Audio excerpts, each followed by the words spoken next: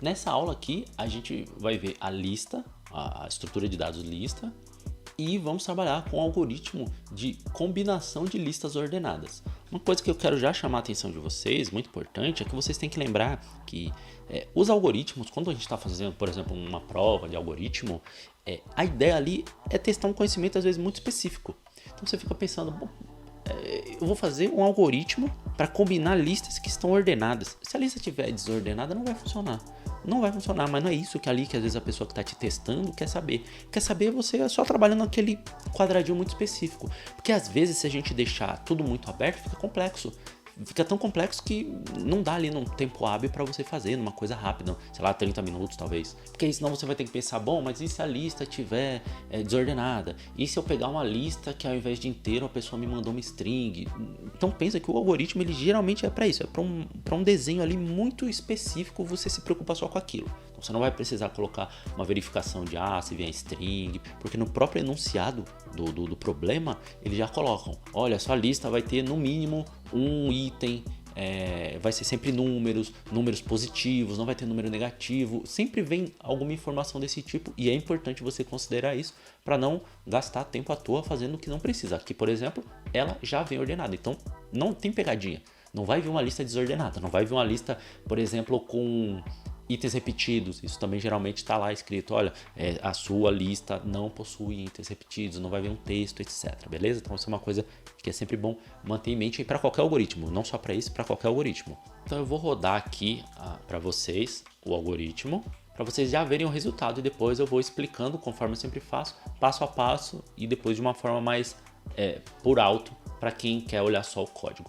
Então nesse momento eu tenho a lista 1 e a lista 2, vocês podem ver que elas estão aqui embaixo, 1, 3, 5 e 7 e a outra 2, 4, 6, 8, assim como elas estão aqui. E a gente vai ter a lista result, que neste momento não tem nada.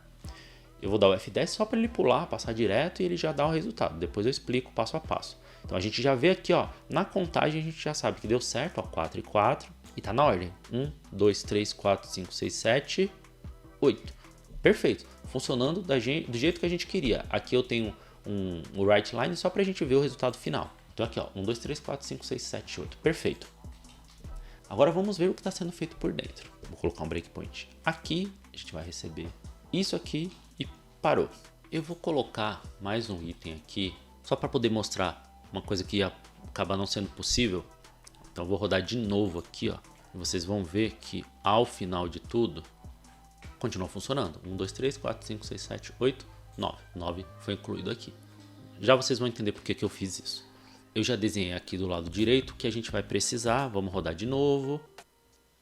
Pronto, ele bateu aqui. Então nesse momento aqui, ó, eu criar minha lista combinada. Lista combinada vai ser o lugar onde eu vou guardar a lista final. O que a gente fez aqui? Criamos duas variáveis, o i e o j.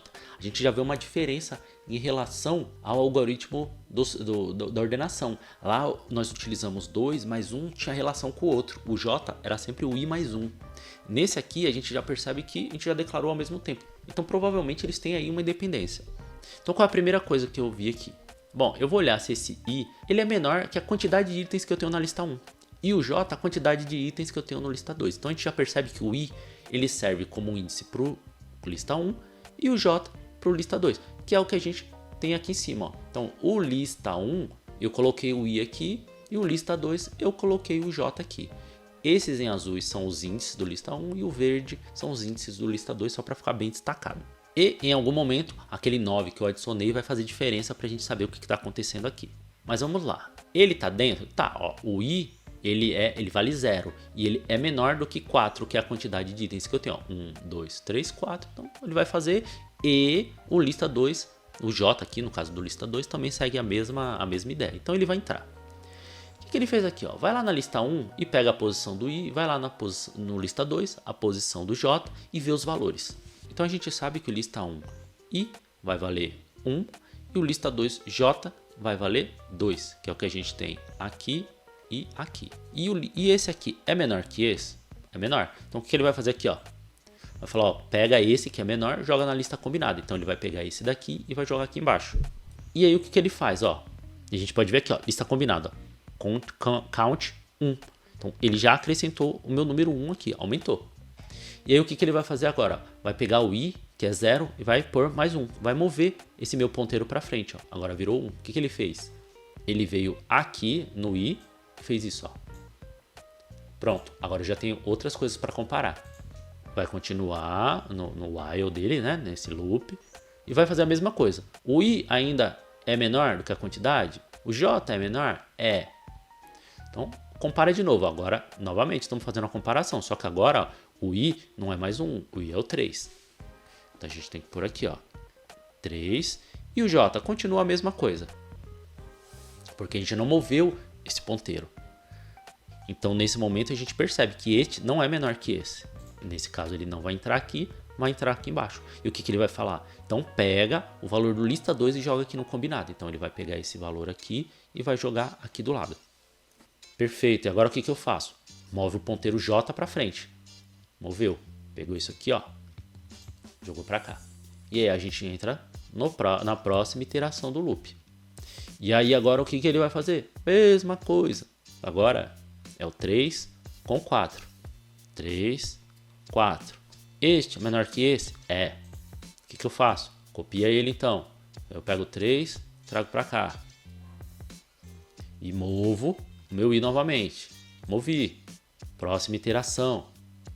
Ainda está dentro? Ainda está dentro. Compara. Qual é o valor do i? O valor do i é 5. Qual é o valor que está no j? 4. Opa, já sabemos então que este não é menor que esse.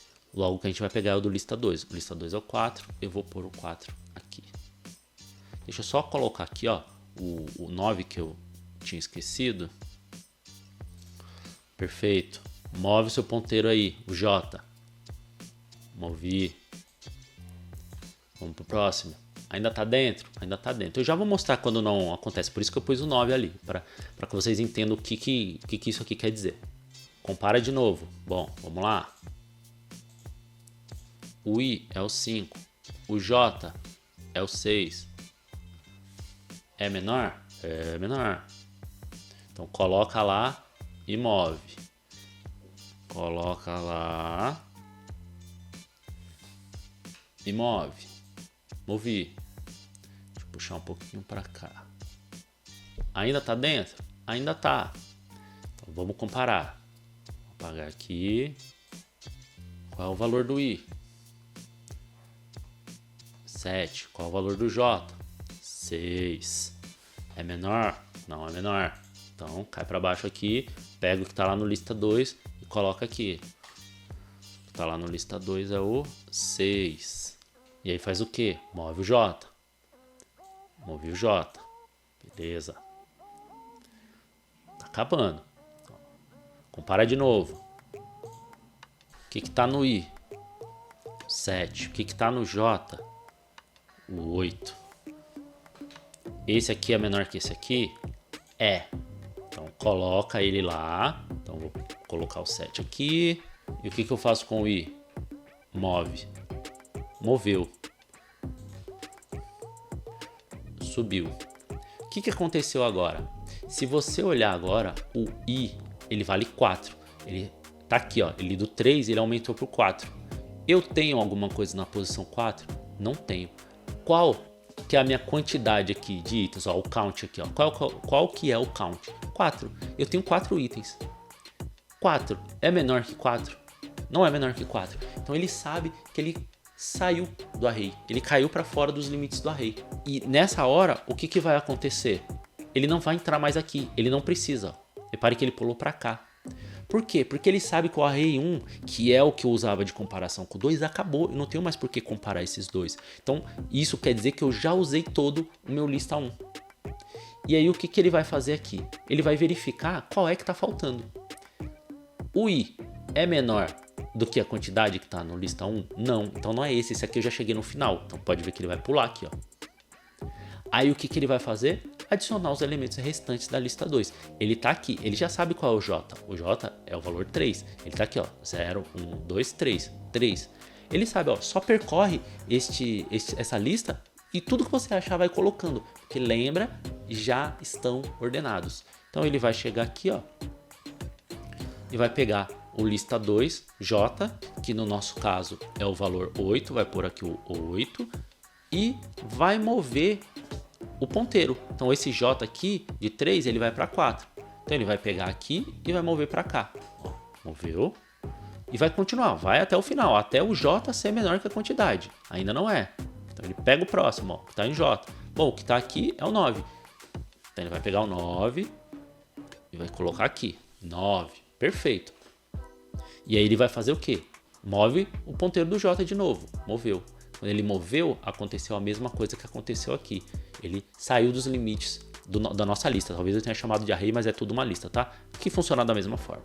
Então, ele saiu dos limites da nossa lista. O que ele vai fazer aqui? O J é menor do que a quantidade de itens. Qual é o meu J? 5. Qual é a minha quantidade? 5. Ele não é menor. Então, ele já sabe que ele chegou no final. Aqui ele já terminou as duas listas, então acabou. A lista combinada já contém tudo que precisa. Ó. Já contém os 9. Se a gente olhar aqui embaixo, ó, até aqui, ó, ela tem o 1, 2, 3, 4, 5, 6, 7, 8 e logo abaixo o 9. E finalizou. E é o que ela vai entregar. Talvez uma coisa que fique na sua cabeça, eu não acho muito intuitivo colocar se o i menor que lista count. Você poderia fazer de outra forma. Você pode colocar se o i menor, igual a gente fez com a array. Se o i é menor ou igual a quantidade menos 1. Vai tudo do que for mais claro para você. Isso aqui é só uma forma.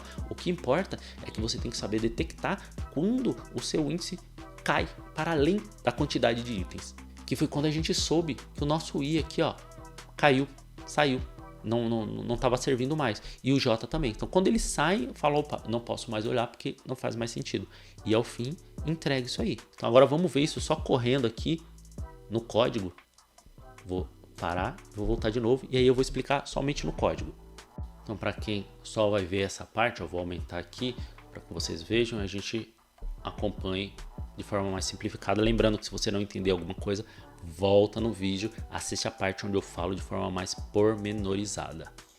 Deixa eu alterar isso aqui, porque agora tem 9 e vamos rodar.